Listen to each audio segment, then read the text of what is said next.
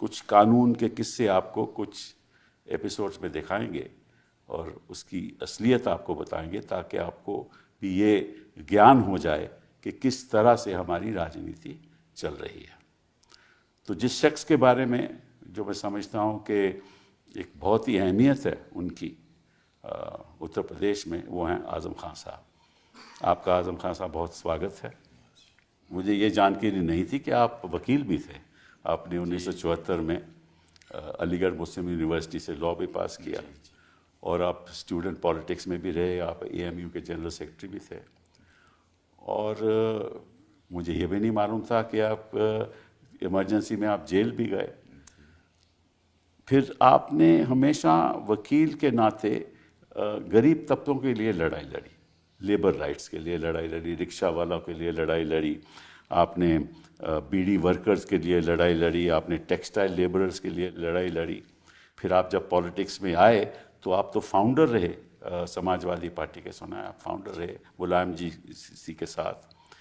और इस बीच जब आपने 10 बार रामपुर में चुनाव भी जीता, 10 बार, कहने की बात ज्यादा होंगे क्योंकि बीवी भी जीती। अच्छा, ओके। और बेटा भी जीता। बेटा भी जीता। उसी कॉन्स्टिट्यूंसी से मैं एमपी भी हुआ। एमपी भी बने आप। तो इस तरह 13-14 राज्य सरकार में आप बहुत अहम मंत्री भी रहे 4 बार। हाँ, तो आपने मतलब कि आपका जो राजनीतिक जीवन है वो मैं समझता हूँ कि मेरी उम्र से ज्यादा है।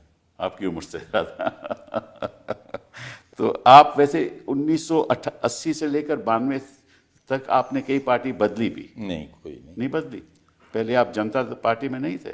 मैं जनता पार्टी में था। हाँ। उसके बाद जब वो टूटी तो हम लोकदल में चले गए, चौधरी चरण सिंह साहब के फिर जनता दल में गए, फिर जब जहाँ जहाँ मुलायम सिंह जी गए वहाँ जो भी ना, तो पार्टी तो बदली ना। फिर आप एक बार एसपी में आए तो उसके बाद आपने कभी नहीं बदली? नहीं, एसपी का तो मैं फाउंडर मेंबर ही रहा। जी हाँ।